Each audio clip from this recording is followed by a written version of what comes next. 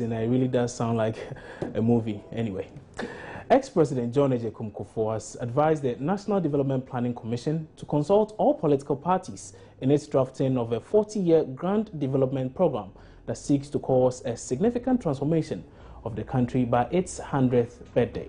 My colleague Fred Smith has the rest of the story. The former president gave the advice when the NDPC called on him today after a similar call on ex-president J.J. Rawlings.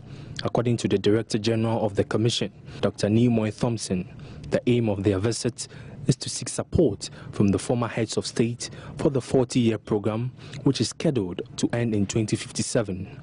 He briefed former President Kufuor about the plan. It's in fact possible to have a long-term national development framework.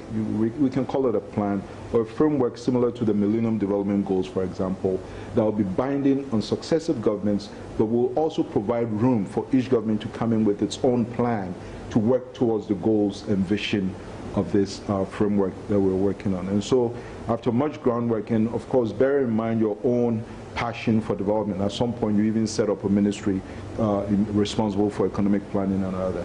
Bearing that in mind, we decided to come here to formally notify you of the fact that on August 4th, we will be launching a national process for gathering ideas throughout the whole country in the 10 regions, meeting with various organizations to eventually, within a year, produce a long-term national development plan. President Kufuor advised the Commission to widen its consultation to include all political parties. Effort at planning. You didn't mention the current, say, flag bearers. Okay. Yes, most definitely. Oh, definitely, they're part because of it. Because I don't think you can tie the hands of any incoming leader. And we are a multi-party system of government. So it's necessary, and they are the active people. Exactly. Once you talk of the sitting president, you talk of the people who might challenge him.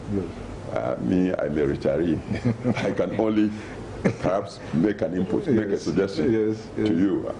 But the people who may come in on their manifestos and with their ideologies and philosophies, it's very necessary to seek their opinion.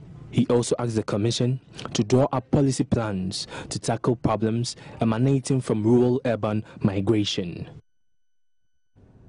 The Association of State Attorneys have vowed to continue their strike until government provides documentary evidence of its commitments to address their concerns. Now, this was after a meeting between executives of the association, government and stakeholders at the Flagstaff House ended in deadlock on Tuesday.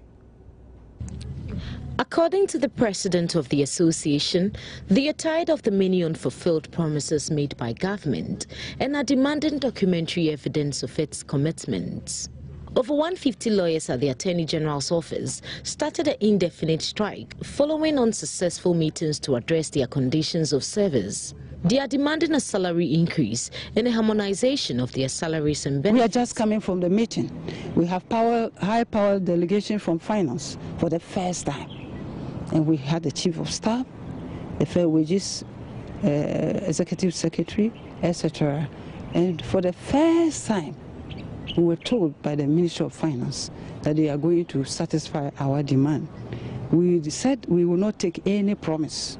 So we want commitment. They have just told us that. They requested that we call off the strike. We said no, we will not call off the strike. So we have commitment. So they promised us that they will do it. What we are asking for is not one. It's not only harmonization. We have other issues. For instance, we are not on pension scheme. It is a very serious issue. It's a criminal offense under the laws of Ghana. Another serious issue is that we have not been paid for a long time our leave allowance, fuel allowance, clothing. Exactly how many month arrears are we talking about? Now, beginning with fuel allowance, we're talking about 6 months. This fuel allowance is supposed to help us perform our duties. Even those who do not go to court run other errands.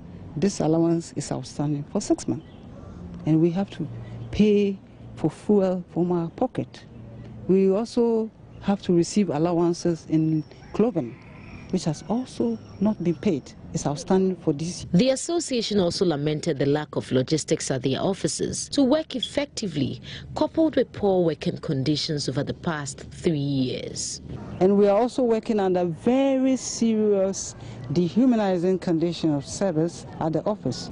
Logistics that are lacking in the office. We have the computers that are absent or broken down. We do not have toners, A4 sheets, photocopiers. We have to work on our laptops. After that, you have to go to the commercial places to use some money to do the printing, the photocopying. And when you leave the office, you go with your laptop. The data is lost. We have been on the quiet because we do not want to speak to the public about it and do all that. And it has had a very serious economic implications on our pocket. And we have gotten to a breaking point. Our backs are breaking and we can no more bear. And this is why we have come out. The association says already several state attorneys have tendered in their resignation letters. Its president says if the situation is not properly managed, the consequences could be dire for the state. Matilda Pamaga, for Joy News, Accra. Well, we'll bring you some more on that subsequently, but time now for us to take a break right here on News Desk. Return shortly with some business stories. Don't go away.